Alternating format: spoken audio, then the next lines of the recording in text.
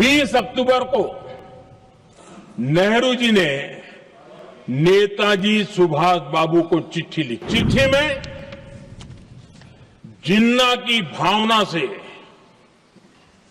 नेहरू जी अपनी सहमति जताते हुए कि वंदे मातरम की, ये जो उन्होंने सुभाष बाबू को लिखा है, वंदे मातरम की आनंद मठ वाली पृष्ठभूमि मुसलमानों को इरिटेट कर सकती है।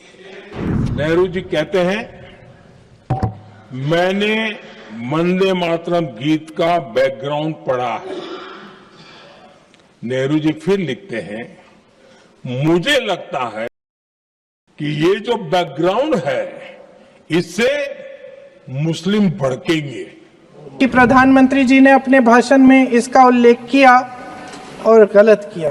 जो मोदी जी ने पत्र सुनाया सदन में 20 अक्टूबर का और कहा कि जवाहरलाल नेहरू जी ने बोस नेताजी को ये चिट्ठी लिखी और ये कहा कि इस पर चर्चा होनी चाहिए, उससे पहले 3 दिन पहले नेताजी सुभाष चंद्र बोस ने पंडित जवाहरलाल नेहरू को एक चिट्ठी लिखी थी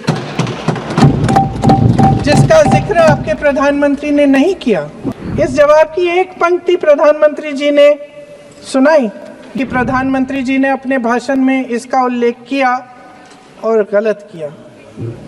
इसीलिए मैं इसके जो सच्चे जो तथ्य हैं वो आपके सामने रख रही हूँ।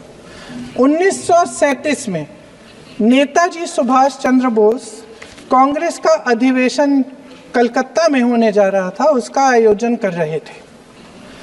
तो जो मोदी जी ने पत्र सुनाया सदन में 20 अक्टूबर का और कहा कि जवाहरलाल नेहरू जी ने बोस नेताजी को ये चिट्ठी लिखी और ये कहा कि इस पर चर्चा होनी चाहिए, उससे पहले 3 दिन पहले नेताजी सुभाष चंद्र बोस ने पंडित जवाहरलाल नेहरू को एक चिट्ठी लिखी थी जिसका जिक्र आपके प्रधानमंत्री ने नहीं किया। और इस चिट्ठी में सुन लीजिएगा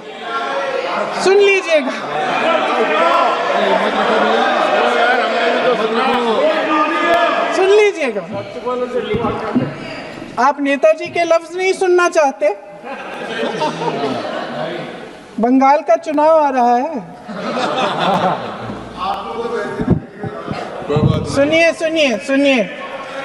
सुनिए। हाँ, कोई बात नहीं, हम तो देश के लिए हैं। हम देश के लिए हैं, आप चुनाव के लिए, हम देश के लिए हैं। हम जितने भी चुनाव हारे, हम यहाँ बैठे रहेंगे और आपसे लड़ते रहेंगे और आपकी विचारधारा से लड़ते रहेंगे। अपने इस देश के लिए, अपनी इस मिट्टी के लिए लड़ते रहेंगे। आप हमें रोक नहीं सकते।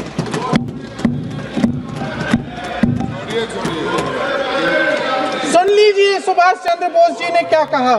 सुन लीजिए। My dear Jawahar, reference Vande Mataram, we shall have a talk in Calcutta and also discuss the question in the working committee if you bring it up there. I have written to Dr. Tagore to discuss this matter with you when you visit Santi Niketan. Please do not forget to have a talk with him when you visit Santi Niketan. ये 17 अक्टूबर को लिखी जाती है। 10 अक्टूबर को नेहरू जी इसका जवाब देते हैं और आपके और 20 अक्टूबर को, हाँ ठीक है, 20 अक्टूबर को नेहरू जी इसका जवाब देते हैं। इस जवाब की एक पंक्ति प्रधानमंत्री जी ने सुनाई, बाकी पंक्तियां क्यों नहीं सुनाई? क्योंकि उनमें नेहरू जी क्या कह रहे हैं? There is no doubt that the present outcry against Vande Mataram is to a large extent a manufactured one by the communalists.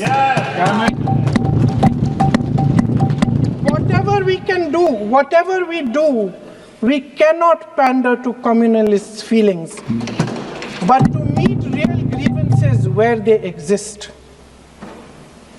I have decided now to reach Calcutta on the 25th morning. This will give me time to see Dr. Tagore as well as other friends. समझ रहे हैं आप? प्रधान चुप है तो समझ ही गए होंगे। फिर क्या होता है?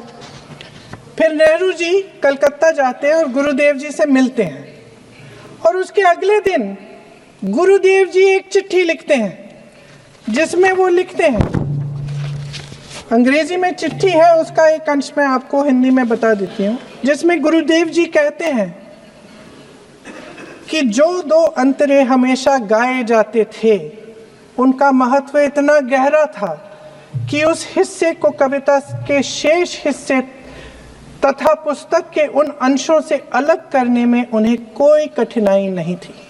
उन्होंने ये कहा कि स्वतंत्रता संग्राम में हमेशा से वही दो अंतरे ही गाए जाते थे और उनको गाते हुए कुर्बानी देने वाले सैकड़ों शहीदों के सम्मान के लिए उन्हें ऐसे ही गाना उचित रहेगा।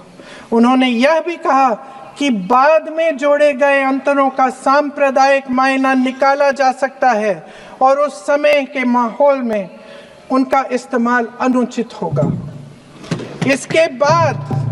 इसके बाद 28 अक्टूबर 1937 में कांग्रेस की कार्य समिति ने अपने प्रस्ताव में वंदे मातरम को राष्ट्रगीत घोषित किया।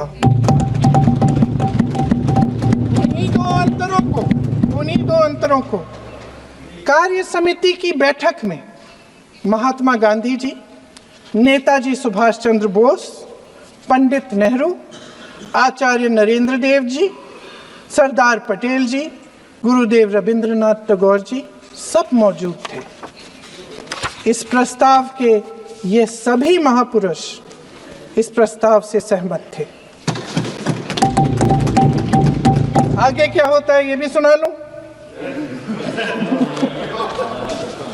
भारत की आजादी के बाद जब इसी गीत के इन्हीं दो अंतरों को 1950 में डॉक्टर राजेंद्र प्रसाद जी ने संविधान समिति में भारत का राष्ट्रगीत घोषित किया, तब लगभग यही महापुरुष मौजूद थे। इनके साथ साथ B.R. अम्बेडकर जी भी सभा में थे और इनके साथ साथ मेरे सत्ता पक्ष के साथियों के नेता श्री श्यामा प्रसाद मुखर्जी भी मौजूद थे। वही दो अंतरे राष्ट्रगीत घोषित किए, किसी ने कोई आपत्ति जारी नहीं की, कोई आपत्ति नहीं जताई। वैसे इन तथ्यों के साथ जुड़ा एक और तथ्य भी है जो मैं यहाँ पे आपके सामने रखना चाहती हूँ। आज हम अपने राष्ट्रगीत पर बहस कर रहे हैं, लेकिन हमारा राष्ट्रगान भी एक कविता का एक अंश ही है, एक लंबी कविता का एक अंश है। और इन दोनों राष्ट्रगीत और राष्ट्रगान के अंश को चुनने में सबसे बड़ी भूमिका गुरुदेव रविंद्रनाथ टैगोर की थी। वंदे मातरम के स्वरूप पर सवाल उठाना, जिसे संविधान सभा ने स्वीकार किया, न सिर्फ उन महापुरुषों का अपमान करना है जिन्होंने अपने महान विवेक से ये निर्णय लिया, मगर एक संविधान विरोधी मंशा को भी उजागर करता है। क्या सत्ता पक्ष के हमारे साथी इतने अहंकारी हो गए हैं कि अपने आप को महात्मा गांधी जी से, रविंद्रनाथ टैगोर जी से, राजेंद्र प्रसाद जी से, बाबा साहब अम्बेडकर जी से, मौलाना आजाद जी से, सरदार पटेल जी से, सुभाष चंद्र बोस जी से बड़ा समझने लग गए हैं? मोदी जी का अपने भाषण में ये कहना कि राष्ट्रगीत को एक विभाजनकारी सोच द्वारा काटा गया, उन सब महापुरुषों का अपमान है जिन्होंने अपना पूरा जीवन इस देश की आजादी की लड़ाई में झोंक दिया। वंदे मातरम को विभाजित करने का आरोप लगाकर आप पूरी संविधान सभा पर आरोप लगा रहे हैं, उसके हर एक नेता को दोषी ठहरा रहे हैं। यह हमारी संविधान सभा और हमारे संविधान का खुला वार है। और जहां तक जवाहरलाल नेहरू जी की बात है, जितनी देर हमारे प्रधानमंत्री, देश के प्रधानमंत्री रहे हैं, 12 साल हो गए हैं, लगभग उतने ही सालों के लिए जवाहरलाल नेहरू जी जेल में रहे। किस लिए? इस देश की आज़ादी के लिए। उसके बाद 17 साल के लिए प्रधानमंत्री रहे। आप बड़ी आलोचना करते हैं इनकी, लेकिन अगर इन्होंने इसरो नहीं बनाया होता तो आज आपका मंगलयान नहीं होता। अगर DRDO नहीं बनाया होता तो तेजस नहीं बनता। अगर IIT और IIM नहीं बनाए होते तो हम आज IT में आगे नहीं होते। अगर एम्स नहीं बनाया होता तो हम कोरोना की जब बड़ी चुनौती का सामना कैसे करते? हाँ, वही बना कुछ भी। इसका मतलब है इस मुद्दे का जवाब नहीं है आपके पास। अगर इन्होंने BHEL, गेल, सेल, भाखड़ा नंगल ये सब नहीं बनाया होता जो आप सब बेच रहे हैं, तो ये विकसित भारत कैसे बनता? और मत बताइए बाकी। पंडित जवाहरलाल नेहरू इस देश के लिए जिए। सुन लीजिए, बेच लो यार, और बाकी भी बेच देंगे। पंडित जवाहरलाल नेहरू इस देश के लिए जिए और देश की सेवा करते करते उन्होंने दम तोड़ा। फिर भी सुन लीजिए, मेरी एक सलाह ले लीजिए। सर, मैं आपके माध्यम से सलाह दे रहे हम, छोड़ना नहीं है। सर, मैं आपके माध्यम से एक सलाह दे देती हूँ। हमारे प्रधानमंत्री महोदय 12 सालों से इस सदन में हैं, मैं मात्र 12 महीनों से हूँ।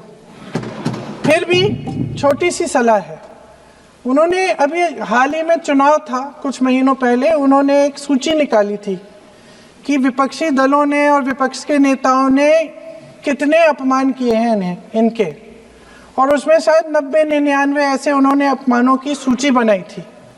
तो मैं उनको एक छोटी सलाह देना चाहती हूँ कि नेहरू जी से जितनी भी शिकायतें हैं, जितनी भी गलतियां उन्होंने की आपके जहन में, जितनी भी गालियां देनी है, जितना भी अपमान करना है, उसकी भी एक सूची बना दीजिए। नहीं, बात खत्म नहीं है।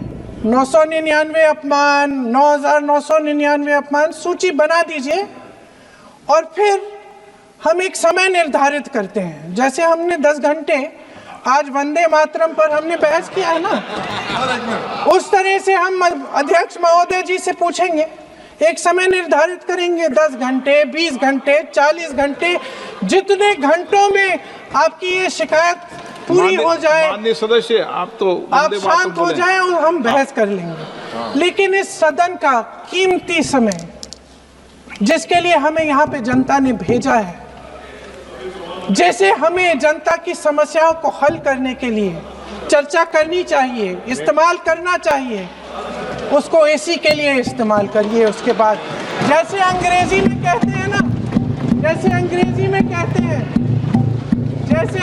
में कहते हैं कि once and for all let's close the chapter,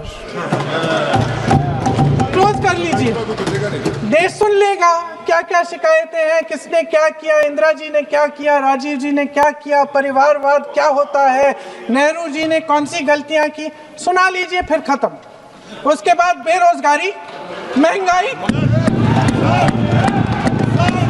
महिलाओं की समस्याएं, जो पीएमओ में हो रहा है उसकी बातें, उसकी चर्चा, जो बैटिंग ऐप के बारे में हो रहा है पीएमओ के अंदर, आप सदस्य प्लीज, जो एप्स्टीन फाइलों में आपके मंत्री महोदय के नाम निकल आए हैं, उसकी चर्चा करेंगे। आप वंदे मातरम में बोले, आप इधर उधर डाइवर्ट मत हो।